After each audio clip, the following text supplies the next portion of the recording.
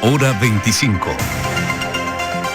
Con el auspicio de... Ahora más que nunca, sabes que cuentas con tu banco para cuidarte a ti y a los tuyos. Puedes solicitar tu tarjeta de crédito Pacificard para hacer compras en línea, abrir una cuenta de ahorros y mucho más desde tu celular a través de la app Onboard BDP. Recuerda, cuentas con tu banco para hacerlo todo desde la tranquilidad y seguridad de tu hogar. Tu banco, tu casa. Banco del Pacífico. Escogí Uniandes porque fue la universidad que me permitió ingresar a estudiar odontología en el centro del país. Me apasiona la gastronomía porque cuando tuve mi primer acercamiento con ella, me di cuenta que puedes crear cosas con tus manos que a la gente le impresionan, que a la gente le generan un impacto. Me incentiva a estudiar Derecho porque yo con mi título de abogada quisiera defender a las mujeres. Somos Equi y hoy más que nunca estamos comprometidos con Ecuador. Juntos vamos a superarlo. Produbanco, Grupo Promérica.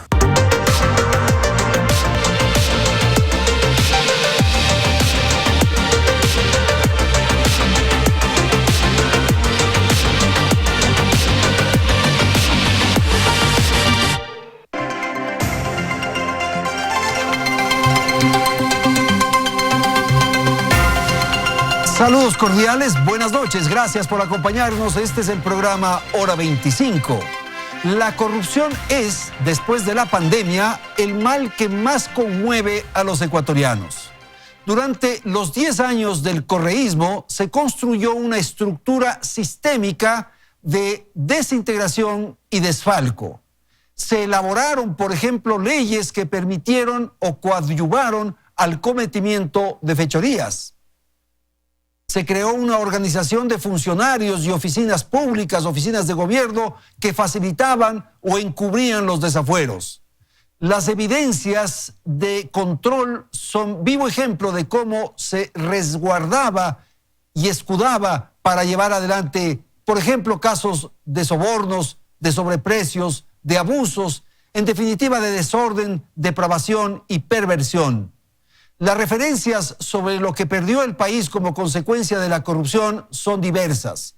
Hay algunos que señalan que las pérdidas por la corrupción son de 30.000 millones de dólares, hasta hay otros que señalan que la cantidad asciende a 70.000 millones de dólares.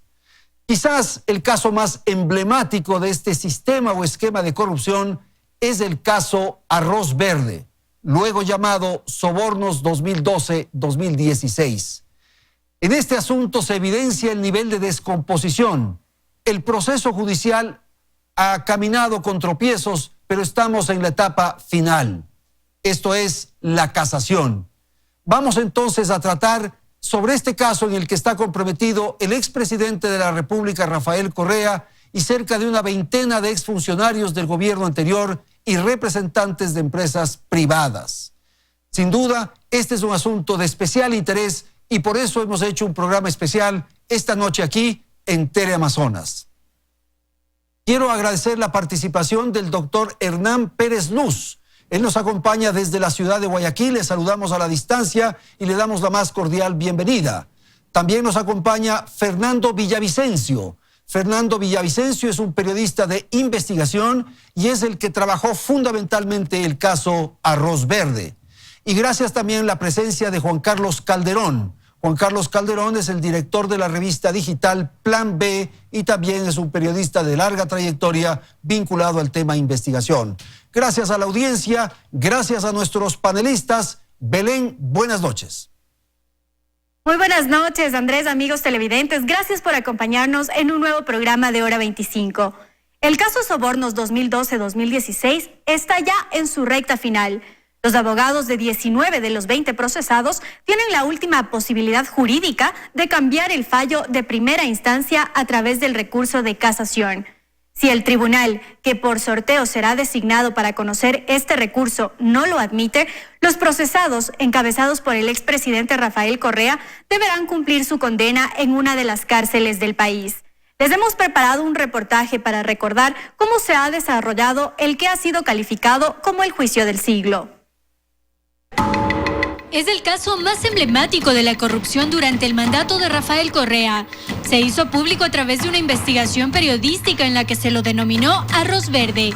Y ya cuando la Fiscalía inició las investigaciones, su nombre cambió a Sobornos 2012-2016. El proceso inició en mayo de 2019 con la detención de 2 ex colaboradoras del expresidente Rafael Correa, Pamela Martínez y Laura Terán. Y luego las investigaciones vincularon a más personas, todavía más cercanas al exmandatario.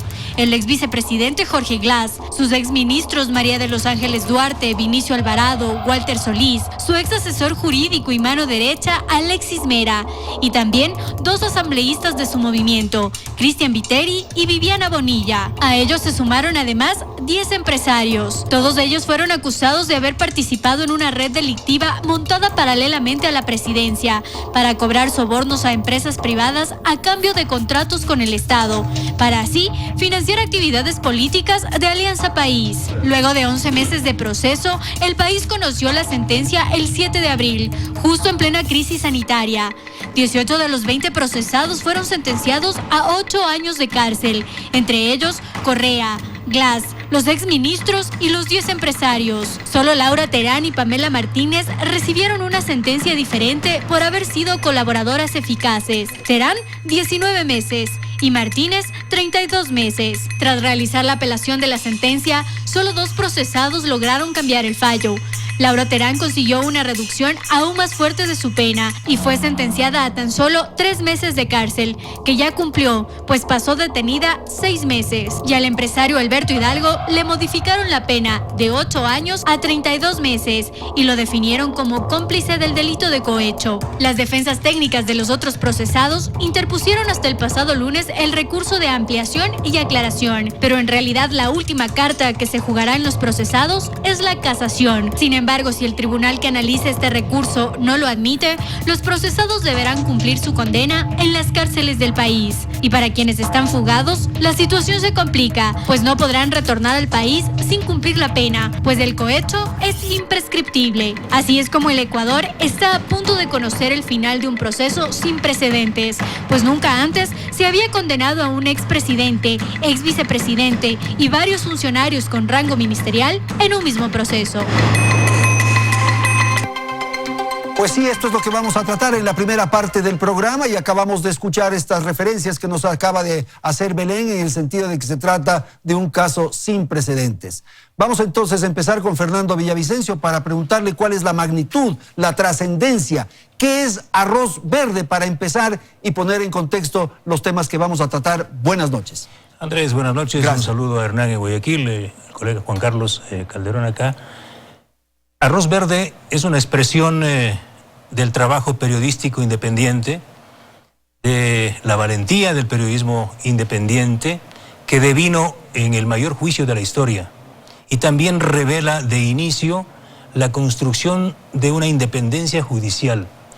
Y queda marcada la acción de una fiscal como Diana Salazar, que no tuvo problema y tuvo la valentía de asumir una investigación periodística, abrir a pocas horas una indagación previa y apresar a piezas principales que facilitaron transparentar y verificar la validez de esta información periodística. ¿Qué delito se cometió, Fernando? Varios delitos. A ver. Este es uno solo el que se está juzgando y tal vez no el principal.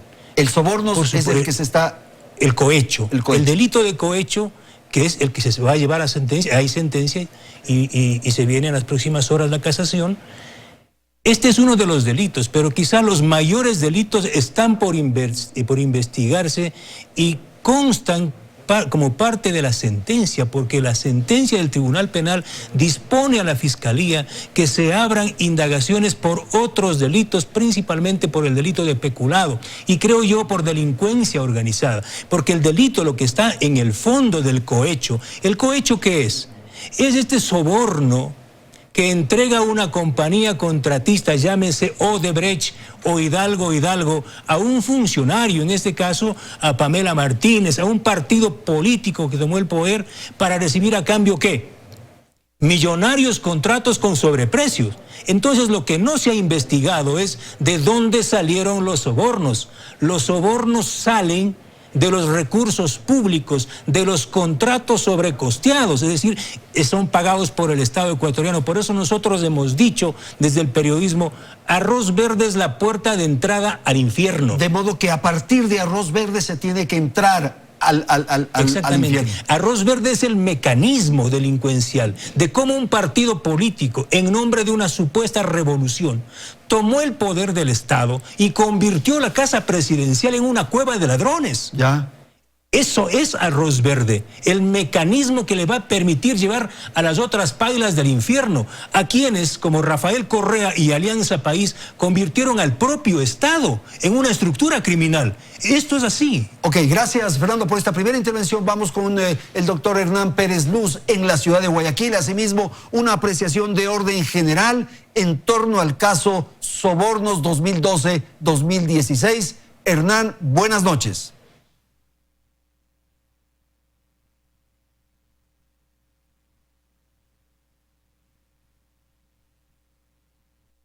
Vamos a corregir este problema de audio en un instante. Ahora vamos a pedir a Juan Carlos Calderón su apreciación asimismo inicial. Quizás se pueda resolver en un instante el problema del enlace con el domicilio del doctor Hernán Pérez Luz. Por favor. Andrés, buenas noches. Gracias por la invitación. Un gusto, Fernando, estar contigo como tantos años.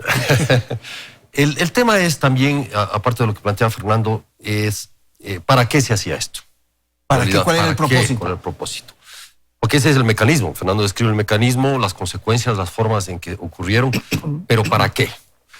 Para financiar, finalmente, la permanencia de un partido y de un gobierno en el poder. Básicamente, nos trae al tema de cómo se financian las campañas, cómo se financian, cómo se obtiene dinero, ¿no es cierto?, para mantenerse en el poder. Un asunto que se descubre gracias al trabajo de Fernando, de Cristian Zurita, de Cristina Solórzano, y que de alguna manera muestra, ¿no es cierto?, no solo la campaña, esta del 2012, como ha sido bautizado, 2012-2016, las campañas electorales posterior también, y luego tenemos el caso de Lucas Majano, ¿no es cierto?, que también es en el mismo mecanismo, sí, en torno a un partido. ¿Qué ha pasado, no es cierto?, con otro tipo de elecciones? ¿Cómo estamos viendo los financistas de campaña? ¿O quiénes financiaban la campaña? Juan Carlos, las ¿cómo campañas funcionaba? Era una empresa que entregaba un dinero para el partido en este caso, y con eso él tenía beneficios para los contratos y para la relación con el gobierno. Lo que hacen es pasar, vulgarmente se dice pasar el sombrero, o la caja negra de los partidos, que en algún momento yo hice esa expresión y era lo adecuado, es decir, ir consiguiendo fondos de esta naturaleza a cambio de. Entonces tú me financias esta campaña con estas facturas, me pagas estas facturas, ¿no es cierto? Claro. ¿De qué? De camisetas, de producciones sin que se justifique, pero de alguna manera son aportes en campaña. Ya, aceptemos aquello. El problema es que eso daba... ¿De qué? Eso daba a cambio de... Primero, dinero que no es registrado. Sí, legalmente. Dinero que no es registrado en el Consejo Electoral, etcétera, etcétera. Segundo, esa es una forma no solo ilegal, irregular, sino además en contra de otros partidos que sí manejan las cosas decentemente, claro, que ha de haber, ¿no? Seguro. Entonces, pero lo otro es ¿para qué? ¿A cambio de qué? ¿A cambio de qué? Sí, entonces, eso es lo que hace más grave el tema. Obviamente es lo que planteaba Fernando. Y es a cambio, obviamente, de obtener una serie de contratos posteriores. Y vemos el caso, la situación de Odebrecht como principal, ¿no? Odebrecht, la empresa que, de acuerdo a los testimonios que se dan en el juicio, va diciendo, le piden dinero, aporta o le piden, y pasa esa intermediación, ¿no es cierto?, en la cual tenían hasta un Cardex, ¿no? Claro. O sea, un Cardex muy bien organizado. Sí. Claro, ahí están los testimonios de Laura Terán y compañía, ¿no es cierto?, donde dice, mira, aquí está la lista, este se le debe, este pide tanto, a este hay que darle tanto. Sí, hay que darle cuidado, pónganle atención a este contrato porque este fue financista de tal cosa. O sea, todo un sistema delincuencial, pues. O sea, yo me acuerdo de las películas de la mafia, ¿no es cierto?, en la cual el contador, ¿no es cierto?, es el que tenía el contador de... No sé si vieron la película Los Intocables, ¿sí?, donde el contador es el principal, el que tiene el cuaderno. Claro. el que tiene el registro. Y cuando cae él, empieza todo el mundo a sudar, pues obviamente, ¿no es cierto? Y es lo que vino, en suma, fue pasando acá. Tenemos ya recuperada la señal con Hernán Pérez. Qué pena, tuvimos alguna dificultad, pero ahora sí estamos bien. ¿Cuál es la apreciación, asimismo, doctor Pérez, respecto al caso Sobornos? Buenas noches. Buenas noches, Andrés. Un saludo a Juan Carlos y a Fernando. Bueno, yo creo que coincido con las apreciaciones que se están dando. Este es un caso realmente, como se ha dicho varias veces, emblemático del grado de corrupción que se ha llegado en el Ecuador, porque no es este el único caso que tenemos sobre el tapete. Hay otros muy similares, en la que se combinan varios factores. El uno es el que el delito hoy en día en el Ecuador, especialmente, ha comenzado a ejercerse de forma organizada. Este es un tema importante. Hoy en día se enfrentamos a mafias, organizaciones bien organizadas y bien estructuradas dedicadas a delinquir. El caso involucra, por ejemplo, a empresarios. Y yo hubiera querido que en la introducción ver también la foto de los empresarios y no solamente de los políticos. Ahí hay 10 empresarios, representantes de empresas privadas, involucradas en actos de corrupción y que deben ser sancionados. Esperemos que así sea, que se rechace ese recurso de casación y abrir el debate que vamos a hacer con esas empresas en el futuro, ¿verdad? Porque en verdad esta es una situación que involucra a políticos, como bien lo dice Juan Carlos, en procesos electorales, a empresas, a empresarios, contratistas del Estado, a la estructura de falta de control de la Contraloría. Y evidentemente está tocando también un problema que yo creo que sí es necesario abordarlo, que es el problema del financiamiento de los partidos políticos. Aquí el problema es básicamente el ocultamiento del aporte y obviamente la conexión luego del aporte con contratos del Estado. Pero si estos aportes son públicos, la prensa tiene acceso, va a ser más fácil en el futuro, ¿verdad?, tener un seguimiento de que estos aportes no se vayan a convertir en contribuciones o en regalos de contratos de corrupción. Entonces, aquí hay varios aspectos. El caso ha desnudado una serie de problemas en el Ecuador. La empresa privada ha sido un caso en la que están involucrados, curiosamente, empresarios y políticos tanto de la sierra como de la costa. Así que aquí ha habido un balance regional muy importante para que entendamos en el Ecuador que el problema de la corrupción es un problema global, nacional y sobre todo estructural.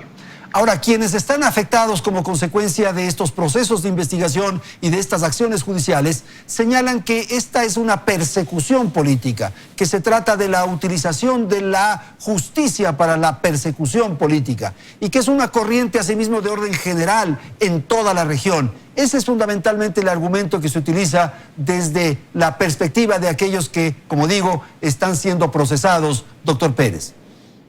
No, este no es un delito único en el Ecuador, no es nuevo tampoco en América Latina. Este es un delito, es una trama de corrupción que se la ve en otras partes del mundo. Así que eso es un absurdo, ese tipo de pretexto que se pone.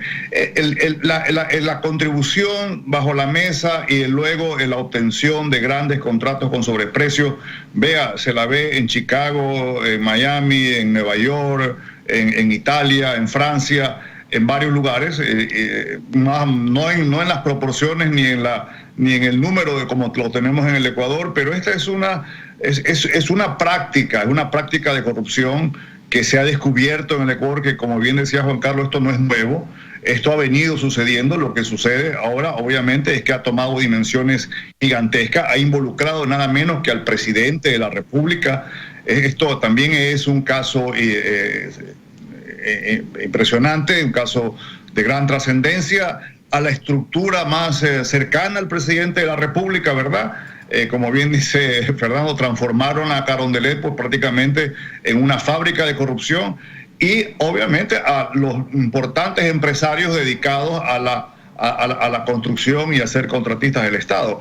Pero no es algo complicado de entender, no es algo difícil. La defensa, de hecho, que ha tenido los acusados de lo más pobre, digamos, es evidente, las evidencias están ahí, no es que son por coincidencia, ellos apuntaban a ese tipo de defensa. Pero en fin, yo creo que es un caso muy importante y si puedo añadir solamente algo, es un caso que demuestra la importancia de la libertad de expresión. Ok, gracias, doctor. Fernando, ¿y estamos asistiendo a qué momento? Es un momento de definición. ¿Por qué? Porque han planteado este recurso de casación. Es un momento trascendental para la justicia. Ya está. Creo que es un antes y después. Está en manos de los jueces de la Corte Nacional decirle al país y al mundo que en este país hay justicia.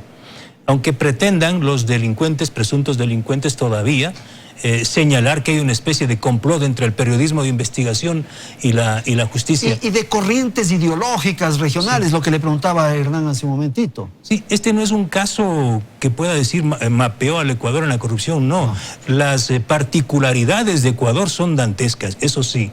Por ejemplo, en forma muy deliberada, consciente, el gobierno de Correa al comienzo tuvo que transformar las leyes de este país y emitir una serie de decretos bajo su responsabilidad para generar este andamiaje jurídico. Es decir, no hubiese sido posible esta colosal corrupción que estamos hablando, ¿sí?, de entregar contratos sobrecosteados si el correísmo por decretos no hubiese declarado, por ejemplo, la adjudicación a dedo de los contratos. Porque si el contrato, por ejemplo, un gran contrato de una central hidroeléctrica Coca-Codo Sinclair, hubiese sido sometido a las leyes del mercado, de la competencia, del concurso público internacional, no se hubiese generado el nivel de corrupción que se dio en adjudicación de Coca-Codo Sinclair a la compañía Sinohydro y al crédito del Exim Bank. Parte de esos recursos, ¿sí?, para negociar esos contratos acabaron en arroz verde. Entonces es muy importante que le convierte a Ecuador. ¿Cómo se iba desbrozando el camino a través de leyes, de decretos para llegar a este punto?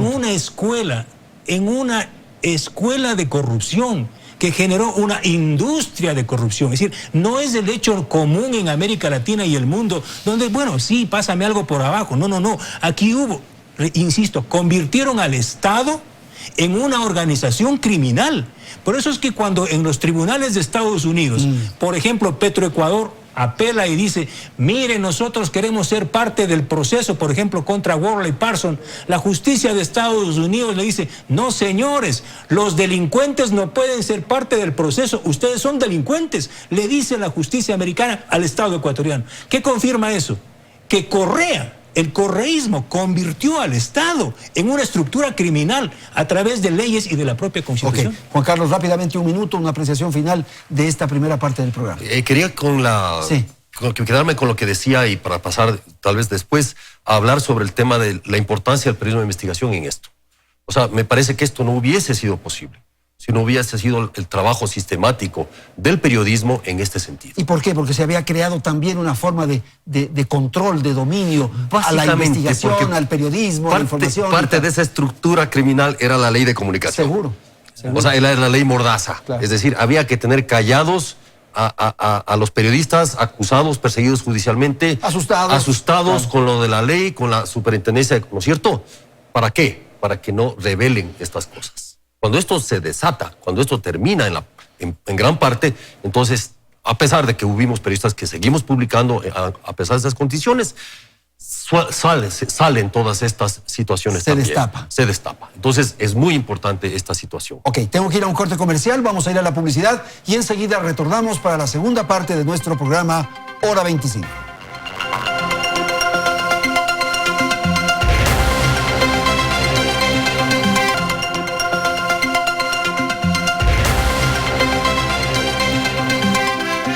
Gracias, amigos, por continuar en nuestra sintonía. El caso Sobornos 2012-2016 captó la atención de todo un país por los niveles de corrupción que se develaron y las estructuras delictivas que montaron. Sin embargo, ese no fue el único escándalo en el periodo de Rafael Correa al frente de la presidencia. Veamos algunos de ellos. El periodo correísta dejó una estela de corrupción en el país. Proyectos que fueron catalogados como emblemáticos por Correa y sus colaboradores terminaron bajo la lupa por las múltiples irregularidades que acumularon. 2 refinerías, un poliducto y 2 plantas gasíferas funcionan a medias, presentan fallas o simplemente no se construyeron. Un informe técnico avalado por el Programa de las Naciones Unidas recoge en 2.500 hojas todas las irregularidades que se habrían cometido en torno a la refinería de Esmeraldas, refinería del Pacífico, poliducto Pascuales Cuenca, Bélgica, terminal de Monteverde y planta de gas Bajo Alto. Por ejemplo, la refinería de Esmeraldas terminó costando 2.230 millones de dólares, cuando en realidad su valor debía ser de 754 millones. Pese al millonario costo, la refinería ha presentado varios desperfectos. El último ocurrió el 7 de abril de este año, cuando se averió la unidad de craqueo catalítico, encargada de producir combustibles de alto valor como el diésel. En la refinería del Pacífico, los problemas comenzaron desde su concepción. Nunca se consiguió el financiamiento necesario para su construcción. Sin embargo, se gastaron 1.531 millones de dólares en aplanar un terreno de 540 hectáreas, en la construcción de un acueducto, un campamento y una vía de acceso. Hoy, todo eso está en deterioro. El costo original del poliducto Pascuales Cuenca era de 250 millones de dólares, pero con los sobreprecios correístas terminó costándole al país 623 millones. Pero eso no es lo peor. Según estudios de la Escuela Politécnica Nacional, el poliducto fue construido sobre una quebrada, lo que representaría una negligencia absoluta, porque la construcción se realizó en tierras no compactadas. La terminal Monteverde, en cambio, tenía un costo inicial de 201 millones de dólares. Terminó costando 371 millones y según el informe del PNUD, esta obra ni se planificó, ni se diseñó, ni se construyó de acuerdo a los estándares internacionales. Hoy nadie responde por la oxidación de los tanques y los pilotes de la terminal marítima. La planta de gas Bajo Alto tampoco estuvo exenta de sobreprecio. Se terminó pagando 76 millones por algo que debía costar tan solo 36 y tampoco funciona hoy a su máxima capacidad. Esto no es todo. Entre 2009 y 2016, Ecuador suscribió 13 contratos de preventa de crudo con las empresas Petrochina, Unipec y Petrotailandia, bajo un sistema inédito de contratación. El país se comprometió a vender a Petrochina 763,8 millones de barriles de crudo hasta el 2024. A cambio recibió 9.970 millones en créditos y anticipos. Según las investigaciones, se habría perjudicado al país en más de 2.000 millones de dólares. Y la corrupción y el robo descarado también llegaron a la reconstrucción de Manabí y Esmeraldas. 3.000 millones de dólares estaban destinados a levantar esas provincias que fueron azotadas por el terremoto de abril de 2016.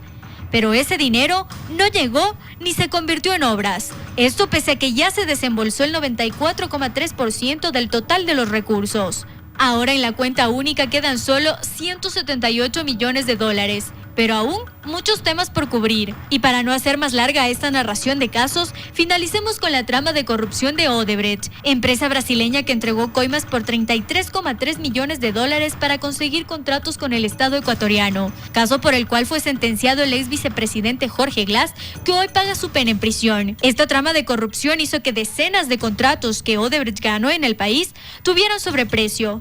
Y aunque otros países de Latinoamérica ya han expresado los montos de la reparación integral que la constructora brasileña debe pagar, Ecuador es uno de los pocos que aún no lo define. Estos son solo algunos de los hechos que nos permitirían sumar los miles de millones de dólares que se llevaron durante una década, en la que unos pocos se llenaron los bolsillos y todo un país perdió. Claro, y para esto había que estar en la bonanza económica, Juan Carlos, y entonces había muchísimos recursos, se emprendían en obras, se hacían construcciones, se lanzaba un satélite al espacio y teníamos ya la era espacial con el famoso Pegaso. Por favor. Por $1 millón. Estaba sumando justo el reportaje, entonces esta es la cifra que me da el reportaje. 14.552 millones de dólares. 14.552 millones de dólares. El doble del déficit. Solo en lo que mencionó en el reportaje. Súmele Coca-Cola Sinclair, 3.000 millones, carreteras más o menos 2.000 millones, redondeando unos 20.000 millones de dólares. Bueno, pero ¿no es eso lo que se llevaron o sí? No sabemos. Porque algunas de estas obras se hicieron, pero se hicieron mal hechas. O sea, anda a ver cómo está Coca-Cola Sinclair. Y el lucro cesante no se cuenta ahí. No se cuenta ahí, claro. Entonces, digamos que ese es el monto de lo que se contrató. Exacto. ¿A cuánto subió el sobreprecio? No se puede saber. Hay contratos donde tiene sobreprecios de 1000%, de 700%, de 70-80%. Sí, entonces, cada contrato te va dando una relación. O sea, eso es lo que el país no ha calculado. Y lo que le quedó debiendo el gobierno de Lenín Moreno para decirle al Ecuador.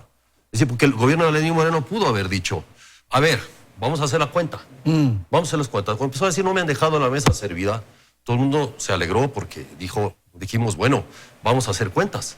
Y no se hicieron las cuentas. Entonces, en todo eso tienes un monto muy grande, ¿no es cierto? En todo lo que se llevaron, porque el tema de los sobornos que entregaron, ¿sí? Puede parecer mucho, 33 millones de Odebrecht, por ejemplo, en comparación con las contrataciones que obtuvieron. Pero esas contrataciones tuvieron sobreprecio. Es decir, estas empresas, sí, ganaron un montón de plata. De modo que en el caso de Brecht, tú que mencionas eso, se entregó, se aportó 33 millones de dólares. Supuestamente, se les dio por abajo, bla, bla, bla. Esa fue una inversión, digamos. Pero invierto 33 para obtener esto. Para obtener 4.500 millones de dólares en contratos, de los cuales anda a calcular cuánto era de sobreprecio. Entonces el gobierno inició, al inicio del gobierno Petroecuador, me acuerdo de la rueda de prensa, yo estuve ahí, donde denunciaron estos 5 contratos emblemáticos en Petroecuador y denunciaron sobreprecios con apoyo, con estudio del PNUD. ¿De acuerdo? O sea, después judicialmente, ¿qué pasó? Pues no pasó nada. Nada. Entonces, a mí me parece que también tiene que ver con cómo estos 3 años enfrentaron ese tema de la corrupción. Tú mencionabas una cifra al inicio, entre 30.000 y 70.000 millones. Estos son datos que sacó el Banco Interamericano de Desarrollo, el BID. 30.000 supuestamente en corrupción, en cálculos, ¿no es cierto? Y 70.000 en los gastos, los excesos, los derroches. Ok, Juan Carlos, un segundo porque tenemos que ir a Guayaquil. Vamos a ir con el doctor Hernán Pérez para conocer la apreciación que él tiene sobre este cúmulo de hechos de corrupción. Hernán, por favor. Bien, miren, yo tengo una pequeña observación a la última parte del segmento, cuando se hablaba de esta idea de que hay una persecución ideológica en América Latina con respecto a los actos.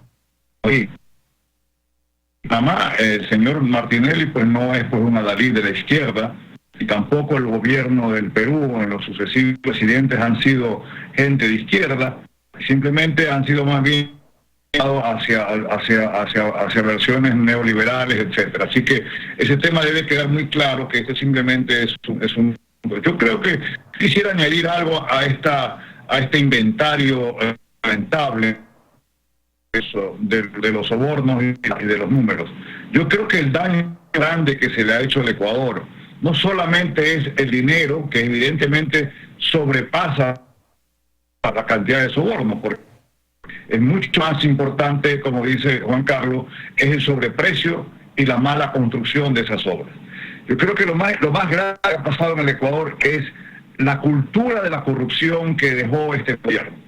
Eso es lo más grave. Todo esto que estamos conversando hoy en día, o esta noche, el peor daño que le hemos hecho al Ecuador es convertir a la corrupción en algo normal. Que política nació a la corrupción como práctica ordinaria, normal, tolerable. Ese probablemente es el daño más grave, que es muy difícil a largo plazo corregir, más de las sanciones que tienen que haber, obviamente, que tiene que implantar la justicia y obviamente la fiscalía. Pero yo quiero llamar a la reflexión, más allá del número gigantescos, creo que son más o menos por lo que se está hablando, y que debemos reclamar y recuperar esos fondos. El daño más grave que se ha hecho a esta persona es el de haber infectado a la cultura ecuatoriana de este virus de la corrupción. Sin duda, estamos totalmente de acuerdo, porque lo que se generó es una especie de pedagogía desde el poder para la corruptela. Una escuela de formación lo que usted dijo. Una escuela de formación de delincuentes de cuello blanco. Y claro, con un gran maestro. Y ese maestro sin duda era el presidente de la República, porque lo que confirma a Arroz Verde el mecanismo es que quien sabía, quien tenía el control de la estructura era el jefe del Ejecutivo, el vicepresidente de la República, su círculo íntimo de poder, y abajo tenía un grupo de ejecutoras como Pamela Martínez, pero todo tenía conciencia, conocimiento, el presidente de la República. ¿Y había ya un diseño previsto, Fernando? Que nace justamente de esta versión autoritaria de entregar contratos a dedo. Mira, ese es el punto clave. Porque Correa dice, yo no he firmado ningún contrato. Claro. Yo no estuve en la negociación. El señor presidente de la República de entonces firmó 16 decretos ejecutivos generando la emergencia en Petroecuador. La compañía SK, que aportó a la campaña de Correa, por lo que está procesado el señor Mateo Choi, ¿sí?, no ganó ese contrato en un concurso público. Claro. Fue adjudicado a dedo bajo el decreto presidencial de Rafael Vicente Correa Delgado, que declaró una emergencia ficticia. Es decir, no hubo emergencia, ese es el delito. No hubo emergencia. Creó la emergencia ficticia. Ellos crearon. Se asignó a dedo. ¿Por qué? Porque ya esta empresa había asignado unos recursos para la campaña. Porque esta empresa venía recomendada por Hugo Chávez. SK es la empresa recomendada por Hugo Chávez, por eso llega la misma empresa a hacer la refinería del Pacífico, y la misma empresa que hace los estudios en la refinería del Pacífico, me refiero a SK y KBC, hacen y llevan adelante la repotenciación de la refinería de Esmeraldas. Es decir, con todo un paraguas político ideológico, con toda una acción legal delictiva, hacen del Estado un Estado delincuente. Por eso es que Correa no tiene argumento para salirse. Es decir, yo no firmé los contratos. Entonces, esta escuela de formación, como dice Hernán, esta escuela, si los maestros, los catedráticos de la delincuencia organizada dieron muy bien su clase, ¿cómo no podemos tener salceditos que anden vendiendo insumos en los hospitales con sobreprecio? Y eso es la impunidad, porque si no les pasó a ellos, tampoco me va a pasar a mí. Si el presidente de la República es el formador de delincuentes, ¿qué podemos esperar de la patria, por Dios? ¿Y qué había de respuesta de la ciudadanía, de la justicia, de la institucionalidad, en fin? Porque si no se producía este destape que tú mencionaste, Juan Carlos, probablemente no conocíamos nada, no sabíamos nada. Bueno, se fue construyendo también, creo que un grupo de periodistas que fuimos trabajando en esto. No te olvides que en los 10 años donde mucha prensa también cayó, ¿no es cierto?, o por la ley o por circunstancias, hubimos periodistas con Fernando, con Cristian, que estuvimos denunciando. La primera denuncia contra Odebrecht, ¿no es cierto?, nace con la que hace Diario Expreso, donde yo era editor general y Cristian era el jefe de investigaciones en Quito. Se publica la denuncia ahí sobre lo que estaba pasando con la Central San Francisco. Claro. Y ahí Rafael Correa y Jorge Glass anuncian sacarle a patadas a Odebrecht. La siguiente historia que se publica es la que precisamente publican Fernando y Cristian, que es cómo volvió Odebrecht. El regreso. El retorno de Odebrecht, a cambio de qué volvió. ¿No es cierto? Incluso por eso hasta lo denunciaron a Fernando por ese reportaje. ¿Sí? Entonces, fuimos publicando, íbamos publicando cosas, todos los temas, ¿no es cierto? ¿Y qué hacían? Los perseguían. Publicamos lo del Gran Hermano, toda esta historia terrible, ¿no es cierto?, de contratos, 120 millones en contratos, etcétera, etcétera. ¿Cuál fue la respuesta? Nunca se juzgó a estas personas. Se montó un sistema de impunidad desde la Asamblea Nacional, porque ahí hubo asambleístas que en ese momento, que hoy incluso son funcionarios públicos, ¿sí?, que dijeron, yo no tengo por qué investigar esto, no vamos a investigar esto. Y no investigaron. Entonces ahí se fue sembrando el sistema de impunidad. Y luego viene el tema de la ley de comunicación y toda la persecución a la prensa. Y la institucionalidad no funcionaba. ¿Qué pasaba con la Fiscalía? ¿Qué pasaba con la Contraloría? ¿Con los órganos de control? Estaban en calidad de alfombra, ¿cierto?, del gobierno, del Ejecutivo.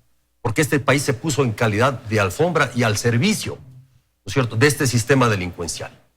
O para tapar, o para perseguir a los denunciantes, ¿no es cierto?, y etcétera, etcétera. Eso es lo que ocurrió, ¿sí? Entonces, fue la lucha también de periodistas por no callar, ¿no es cierto?, los que nos trajeron a este estado, a esta situación en la cual el país pudo y puede conocer lo que ocurrió con su dinero, porque no es el dinero, ¿de quién es el dinero? De nosotros, de los ecuatorianos. Eso es lo que ocurrió, ¿sí? Y ahora hay, claro, grupos de abogados, ¿no es cierto?, que están dedicados a atacar al periodismo de investigación. Estos grupos de abogados de los acusados del caso Sobornos y otros casos que están dedicados a culparle, en el mejor estilo correísta, al periodismo de investigación de lo que estamos haciendo. Ok, Fernando, no sé si quieras agregar algo más para luego ir con el doctor Pérez. Decir que grandes tramas, arroz verde en cifras no es mucho. No es mucho, ¿no? Lo que se viene, o sea, ¿por qué le tienen miedo los correístas a arroz verde? No por el mecanismo, sino por la sentencia, por el fondo de la sentencia. Le dispone a la fiscal que abra expedientes, investigaciones por peculado. Este es el fondo. ¿Y qué otros casos se pueden venir o qué otras Petrochina, situaciones? Petrochina. ¿Por qué fue excluida del proceso Arroz Verde, por ejemplo, la compañía Andes Petroleum? En los registros que nosotros publicamos hay suficiente información para haber incluido a Andes Petroleum CNPC, que es la compañía china Petrochina. El mayor negociado de la historia de este país, Andrés, tal vez sin equivocarme, no quiero exagerar, es haber entregado petróleo que aún no se explota por un valor aproximado de 100.000 millones de dólares. Son 1.300 millones de barriles a los chinos para pagar una deuda de 20.000 millones. Esto no hace ni un loco. ¿Y le entregan a qué? A precio descontado, $4 menos. Hoy mismo Petroecuador saca un informe señalando que firmar un nuevo contrato con Petrochina le representa una pérdida de $2.38 por barril. Por Dios, multipliquemos 1.300 millones de barriles solo por $2. Estamos hablando casi de 3.000 millones de dólares de pérdida. Es decir, el país se muere porque nos han sobrecosteado en una bolsa de cadáveres y esto nos duele en una tragedia. Pero carajo, aquí nadie le duele que se nos han llevado más de 2.000 millones de dólares y se nos siguen llevando los chinos por revender el petróleo. ¿Eso se está procesando judicialmente o no? Tenemos 3 años de una indagación previa que yo mismo denuncié. Yo he denunciado 10 años de este caso con Juan Carlos en varios reportajes, en un libro que se llama Ecuador Made in China. Pero lo importante aquí, Andrés, es no lo que va a hacer la justicia de aquí, lo que está haciendo este momento la justicia de los Estados Unidos. Debemos tener entonces esperanza en esa justicia. La justicia de los Estados Unidos está investigando a Antonio Peré, Enrique Cadena, Nilsen Arias, y van a ver que ellos van a golpear primero. Y otra vez nos vamos a quejar cuando la plata robada del petróleo se quede en Estados Unidos y no venga acá. Doctor Pérez, por favor, su intervención para terminar este segmento del programa. Adelante, le escuchamos. Bueno, simplemente para reiterar la magnitud de esta trama de corrupción, la estructura de corrupción que tenemos en el Ecuador, y hacer un llamado y ver, y la reflexión que tenemos que hacer es por qué por años los partidos políticos, los jerarcas de los partidos políticos, se nos vino diciendo a los ecuatorianos que el tema de la corrupción no era importante, que en la lista de problemas que tenían los ciudadanos, la corrupción estaba en el 4º o 5º lugar, que hablar de corrupción no trae votos. Recuerde, Andrés, esa expresión que a veces fuera de cámara se decía. No, es que hablar de corrupción no trae votos. Simplemente esa era una parte y se fue preparando el país, todo un ambiente, para aceptar la corrupción como algo normal y como algo aceptable y tolerable. Esa es básicamente, yo creo que la reflexión más importante que debemos sacar aquí en adelante los ecuatorianos. La corrupción en el Ecuador se ha convertido a lo que es el narcotráfico en Colombia. El narcotráfico en Colombia es un fenómeno enorme, global, que atraviesa todos los intersticios de la sociedad colombiana. Bueno, nosotros en el Ecuador, no es que no tenemos también el problema del narcotráfico, lo tenemos, pero el tema de la corrupción es tan grande, tan importante, tan dramático y tan trágico como lo es en Colombia el problema de la corrupción. Si no tenemos conciencia de eso, los ecuatorianos y los líderes y la élite ecuatoriana, el país va a seguir entrando a un despeñadero más grande. Ok, vamos a ir a una pausa, tenemos que ir a la publicidad y enseguida retornamos para el tercer segmento de nuestro programa.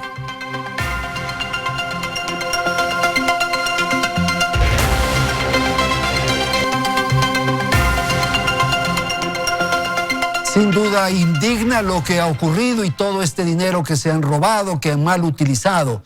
Estamos enfrentando una crisis enorme. Hay ecuatorianos que fallecen todos los días. Hay hospitales que están abarrotados y no hay recursos para atender, justamente porque no se pudo crear un fondo y una posibilidad de dar atención especialmente al sistema de salud a nivel nacional. Y esto, ¿por qué ocurre? ¿Por qué se presenta esta dificultad tan enorme frente a lo que hemos visto y hemos señalado en el transcurso del programa? Lo que vivimos ahora, el ecuatoriano debe saber, Andrés, que lo que vivimos ahora, los que se les atrasan los sueldos a los servidores públicos, es precisamente el resultado de todo este enorme robo que hubo. El país está quebrado porque se robaron el Ecuador. No es porque alguien hizo malas cosas ahora, también. También.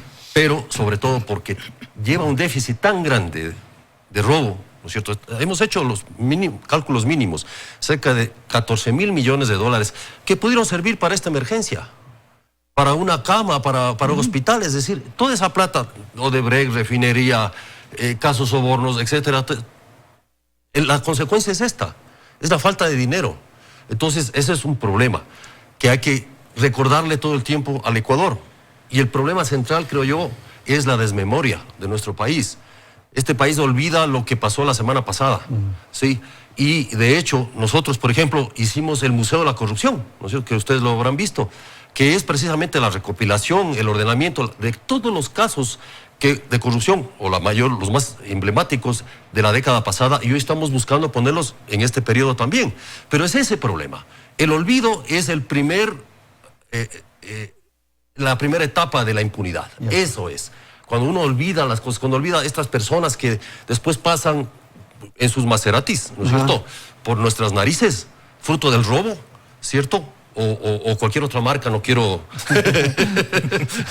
de esa naturaleza, es una metáfora, pasan por ahí, es para decirnos a los ecuatorianos, vean, este país está como está, básicamente por la corrupción. Y lo que usted decía, doctor Pérez, en el sentido de que se generó una especie de cultura alrededor de la corrupción, esto que señalamos aquí, que había una escuela, que había una institución, una academia en donde se formaba la corrupción.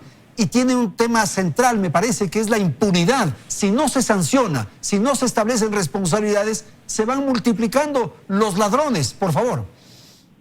Esa es la base. Imagínense que tuvimos a un contralor del Estado que actaba de recibir las coimas del Estado. Imagínense, Andrés. Imagínense, tuvimos al Contralor General del Estado que se jactaba de que las coimas a él, que no era tonto, que él pedía las coimas al contado. Efectivamente, yo creo que este es un problema de enorme seriedad que debe ser tomado en cuenta, no solamente lo que dice, lo que acaba de señalar Juan Carlos, de esta desmemoria de los ciudadanos. El problema es la desmemoria de los políticos, que hay que recordarles básicamente de que en las próximas elecciones debe haber un compromiso serio y efectivo de que qué van a hacer con respecto a este fenómeno de la corrupción. Este es un problema central, debemos los ciudadanos llevar al centro del escenario político el tema de la corrupción y no permitir que nuevamente se lo soslaye, se lo minimice, se lo deje en tercer o cuarto lugar. Yo creo que este es un momento histórico en el país. Yo creo que podemos aportar suficientes elementos para poder mirar esta página y crear realmente una sociedad mucho más democrática. Las pérdidas son enormes, evidentemente, de verdad. El país está, desde el punto de vista fiscal, está quebrado. Gran parte de la deuda con China es parte de una deuda de corrupción. Es impresionante. Nosotros tenemos que pagarle al gobierno chino por los sobreprecios que los propios empresarios chinos cargaron a las obras mal construidas en el Ecuador. Realmente indigna ver la falta de definición, ¿verdad?, de un país que no estoy tratando de decir que vayamos a una guerra con la segunda potencia económica del mundo, pero tenemos que tener una política exterior y una política interna y un consenso, Andrés. Y esto no es cuestión de manosearlo políticamente, esto tiene que haber un consenso de la ciudadanía y de la clase política ecuatoriana. Gracias, doctor. Vamos a terminar con Fernando, por favor. Arroz Verde nos deja ver que no tenemos democracia, que no tenemos siquiera Estado. Tenemos una maqueta de democracia. Con Arroz Verde, con sobornos, se eligieron presidentes, vicepresidentes, alcaldes, prefectos, concejales, consejeros. Es decir, durante más de una década hemos tenido gobernantes ilegítimos, elegidos con plata sucia, que controlaron todo el Estado. Reitero, convirtieron al Estado en una cueva de ladrones. Por eso es muy importante la segunda parte de la sentencia modificada, desgraciada y fatalmente, que condenaba este castigo civil y político a que los delincuentes de cuello blanco no deben estar en las papeletas electorales, al menos por 25 años. Modificaron a 8. Y ojo, no vaya a ser que ahora pretendan homologar, digo esto, homologar, ¿sí?, en casación a estas penas reducidas que le dieron, por ejemplo, al representante de la Odebrecht ecuatoriana, me refiero al dueño o accionista de la compañía Hidalgo.